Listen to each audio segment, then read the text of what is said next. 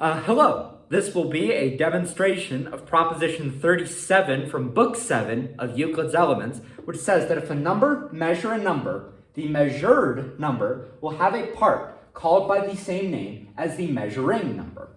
We're of course just given two numbers, a and b, such that the number b measures the number a. What we want to prove is that there is a part of a called by the same name as b. We're going to begin by constructing the number c, and the number c will be such that there are as many units in c as there are b's in a. The unit here is actually given a name for once, it's the unit d. So I can say here that the unit d measures the number c the same number of times that the number b measures the number a. And because this is so, that our unit d measures the number c the same number of times that our number b measures our number a, we can alternate this by proposition 7.15 and say that the unit measures b the same number of times that c measures a. Or in other words, there are as many d's in b as there are c's in a.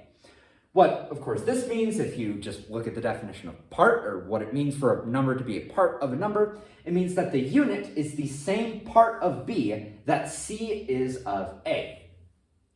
Now, the unit d is the part of b called by the same name as b, and so it follows that the number c being the same part of a that the unit d is of b, what follows is that the number c is the part of the number a called by the same name as the number b.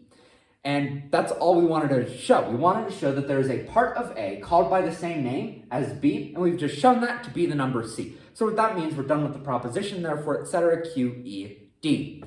Now, if that proposition was kind of just in one ear and out the other, it didn't really make sense, that's totally fine. You're not alone in this. I was just like that when I first got to this prop. I was just like that because this isn't really a prop that makes immediate sense, and if you try to look for explanations of it, like if you try to find in a book like Heath's Commentaries on the Elements, or if you look online like on Clark University, this proposition is just not really explained in a super clear way. I mean, why is Euclid talking about a part having the same name as a number? That doesn't really make sense to us. And the reason it doesn't make sense to us is because this is in English. But Euclid didn't write in English, he wrote in ancient Greek. And so we have to understand this proposition on those terms, and it'll make sense on those terms, even though it doesn't make sense on our English terms. What I mean is that, okay, how do I mean this? In English, when we want to describe that a number is a part of a number, we use numbers like third, fourth, fifth, and sixth. So we would say that 4 is a third of 12. Or that 5 is a fourth of 20, or a quarter of 20. How you would say that in Greek, however, is you would just use the number. So you wouldn't say, there wasn't a unique word for like 4 is a third of 12. There was a word for third in like the ordinal sense, like the third person boarding a boat, but there wasn't third in the way we use it in English to describe like a part of a whole. How you would do that in Greek, if you want to describe something being a certain part of a whole, you would just use the number that it's a part of. So in Greek, you wouldn't say that 4 is a third of 12. More literally, what you would say is that 4 is a 3 of 12. And that's why Euclid brings up the same name thing, because 3 measures 12. And what he wants to prove is that there is a part of 12 that is the 3 part, or there is a 3 part of 12, in this case, 4. So going through just the proposition, just with a particular example in mind, because that always illuminates things, say that our given numbers are 3 and 12. So b is 3, a is 12.